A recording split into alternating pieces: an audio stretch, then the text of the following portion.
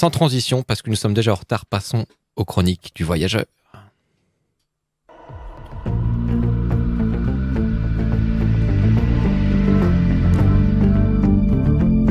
Bonjour et bienvenue aux chroniques du voyageur.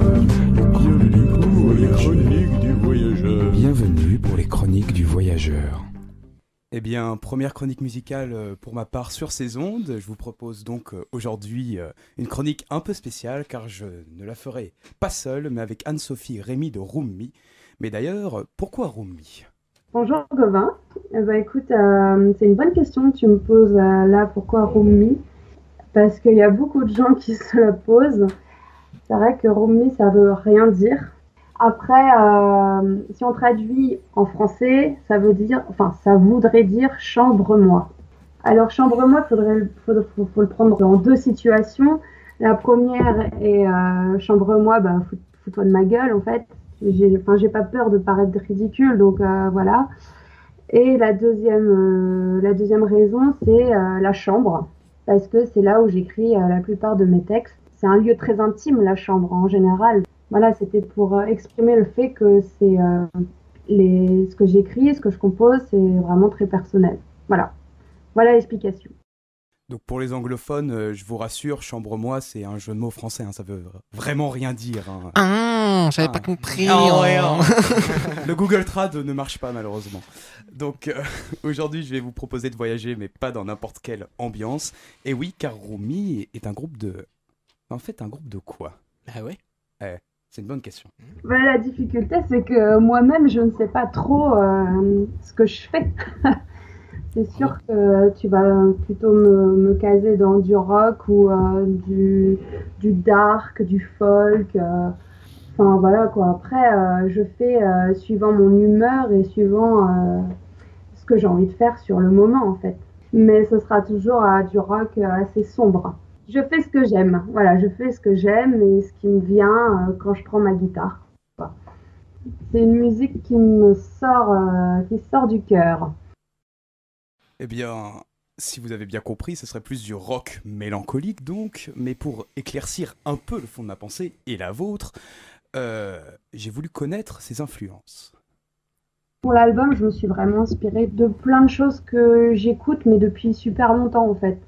Disons qu'avant, je m'étais vraiment cantonnée à faire du rock à la Kills, un peu, tu vois, c'était un peu mes idoles quand j'étais jeune, les Kills. Mais maintenant, je fais vraiment avec tout ce que j'ai pu emmagasiner comme information à droite à gauche. J'écoute du métal depuis que je suis petite. J'ai été élevée à la Led Zeppelin et à la Queen.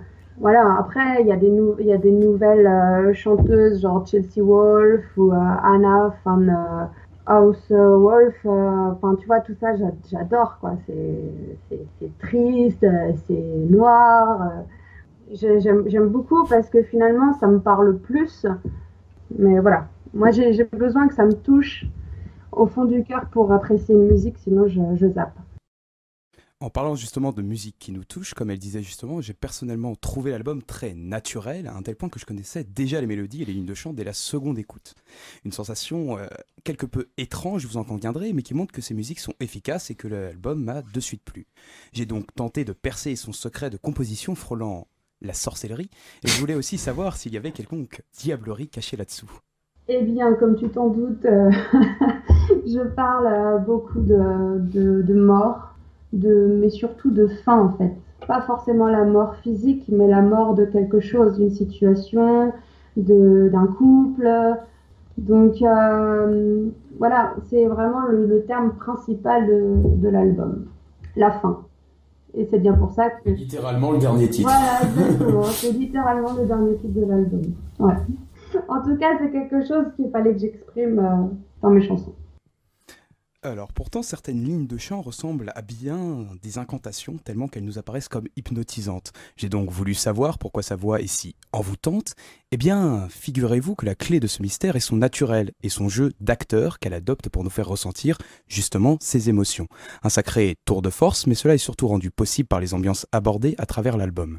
Eh bien, comme tu t'en doutes, je parle beaucoup de mort, mais surtout de fin en fait. Pas forcément la mort physique, mais la mort de Il y a eu quelque un petit chose, bug. une situation. Il semblait bien que j'avais déjà entendu ça. d'un couple. Aïe, aïe, aïe, aïe, aïe. Donc, Toutes mes excuses. Décidément, la mort est c'est partout. vraiment le terme La mort est partout, principal mais quelque part de ça colle l'album. bien. La fin. Et c'est bien pour ça que Aïe, aïe, aïe. Reprenons le cours du chemin. Oh oui. Bon, tant pis. Bah, vous aurez eu la réponse en fait en avant-première, tant pis. Du coup, on avance dans la chronique et pourtant on ne sait toujours pas pourquoi l'album s'appelle Anaon.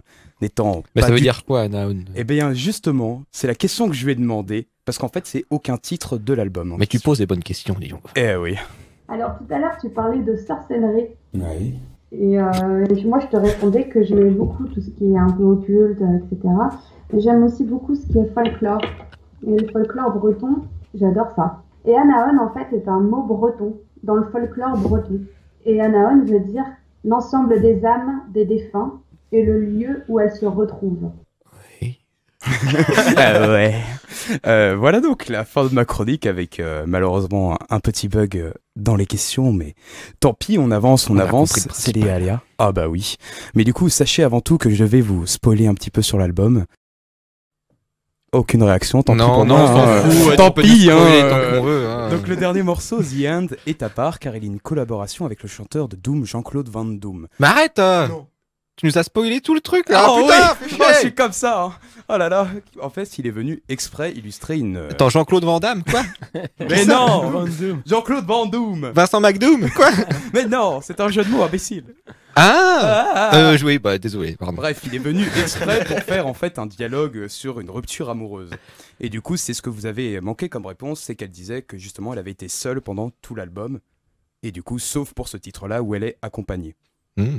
Du coup, nous voilà arrivés au terme de notre voyage dans le monde de Anne-Sophie de Romney, mais je vous abandonne pas sans la fameuse surprise. Ah. Eh bien, moi, je vous laisse avec Happy Ending au moment de l'Happy Hour. Merci, Gauvin.